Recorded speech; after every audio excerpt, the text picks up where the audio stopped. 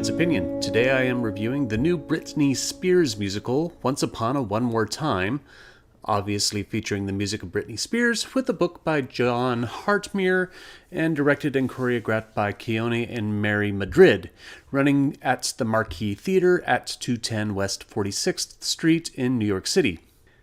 Now, I was a bit dubious about this musical when it was announced. Its announcement happening so close to after Britney Spears' conservatorship ended, it had me wondering if this was something forced on her, or worse, something she had zero say in. But apparently, according to articles I've read, she has given her full blessings on the show with the stipulation that it wouldn't be a biographical musical, which I totally agree with. Her life has been hellish enough. I don't think we, and especially her, need to see it played out 8 times a week in front of thousands of people. Now, I'm not much of a Britney Spears fan. I own a grand total of 3 of her songs and haven't listened to much more of her music until now, so I admit in reviewing Once Upon a One More Time, I acknowledge a bit of a handicap for the show. But one thing that's nice about the lyrics for this production is that many of the lyrics in the songs have been changed in order to fit the narrative, which is helpful, particularly considering that most pop songs kind of stop going anywhere after about a minute and a half.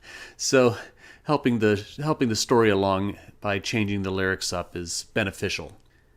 Instead of a biographical musical, what we've been given is a fairy tale story that is turned on its head, as we have Cinderella, played by Briga Heelan, Snow White, played by Aisha Jackson, and the rest of the princesses we are all familiar with, whether it be through Disney films or other media. There's a lot of familiar beats here with Once Upon a One More Time, as the whole idea of turning a classic story on its head in order to modernize it with a pro-feminist message has almost become cliche, as we have seen it twice happen on Broadway in the previous season with & Juliet and Bad Cinderella, not to mention movies and books that have done the same thing over recent years.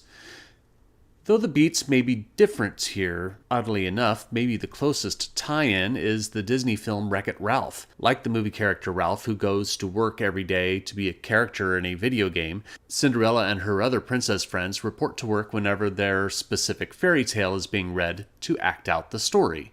Cinderella becomes disenchanted with her life, especially with her decidedly non-committal boyfriend, Prince Charming, played by Justin Guarini. More on him later. Cinderella is a bit despondent, and she calls for her fairy godmother and is visited by OFG, or the original fairy godmother, played by Brooke Dillman, who has been banished from the fairy tale world and now lives in Flatbush. She bestows Cinderella with Betty Friedan's The Feminist Mystique, which Cinderella becomes quickly inspired by and goes on a journey of enlightenment, turning her world and everyone else's upside down, threatening the entire existence of her world, as her stepmother, played by Jennifer Samard, looks to take advantage of the situation for her and her daughters.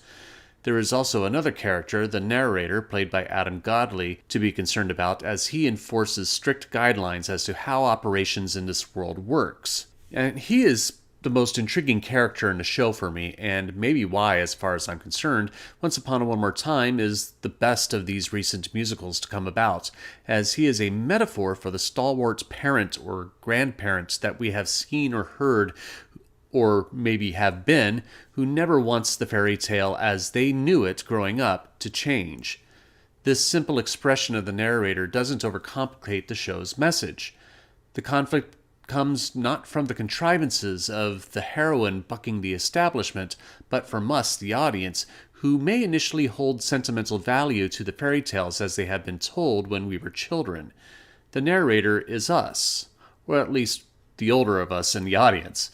It's smart and clever. This conceit is further represented quite a bit throughout the show, particularly with the costuming by Loren Elstein, who, as the princesses are all pretty much lifted right out of the Disney films regarding their appearance, especially in the first act. If there was one narrative thing that I would have liked to have seen adjusted, it would have been Prince Charming. It is revealed early on in the show that he is the only prince who participates in the stories as the prince, whether it be in Cinderella or Snow White or etc. This essentially makes him as much, if not more or so, a stock character than the princesses, with even less autonomy, as he has a less defined identity than the princesses. Having some kind of realization to this would have been nice in not only having Cinderella and her friends evolve, but him as well. It's a forgivable issue, I suppose, as again, the story isn't about him. the fairy tales rarely are. Sure, the modern feminist message of a woman not needing a prince is great, and I love that Once Upon a One More Time promotes that message.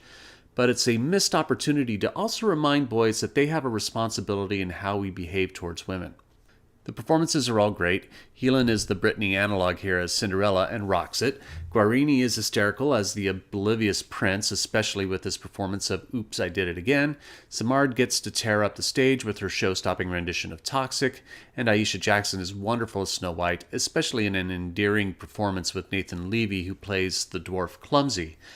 I guess dopey is copyrighted and couldn't be used. Maybe Hartmere may have thought dopey is an offensive term versus clumsy. Either way, Levy is delightful as the affable Clumsy, and his infatuation with Prince Erudite, played by Ryan Steele, though now also a bit cliched with the prerequisite gay romance, is, with no pun intended, charming. Though I love the character of the narrator and his purposes, I would have liked to have seen Godley directed to be a bit softer at the top of the show with the narrator. I think it would have been more effective if he had a bigger turn as his reality becomes more affected by Cinderella's choices. The choreography is excellent, most of it is new, but audiences will go nuts when the original choreography of one number I won't reveal here pops up in the first act. Once Upon a One More Time mostly doesn't do anything new. It's got the pop music, it's got the turn of the fairy tale on its head motif. We've seen it all before, but with smarter writing by Jon Hartmere, though late to the game, Once Upon a Time may just be the best of the genre in a long time. So we'll see how successful it does, considering that there has been a few other shows that have similar themes that have opened recently. But I am only one man's opinion, so be sure to leave yours in the comments below. If you'd like to see Once Upon a One More Time, I'll leave a link in the description where you can get tickets. Thank you to all my wonderful patrons who support me on Patreon. If you'd like to support my show, please consider visiting my Patreon page where I have exclusive and early content. A link will be in the description. You can also support my channel by liking, sharing, and subscribing, and click the notification bell to be alerted to future reviews. My next review will be Alex Edelman's one-man show on Broadway called Just for Us. Thank you for watching, and I will see you at the theater.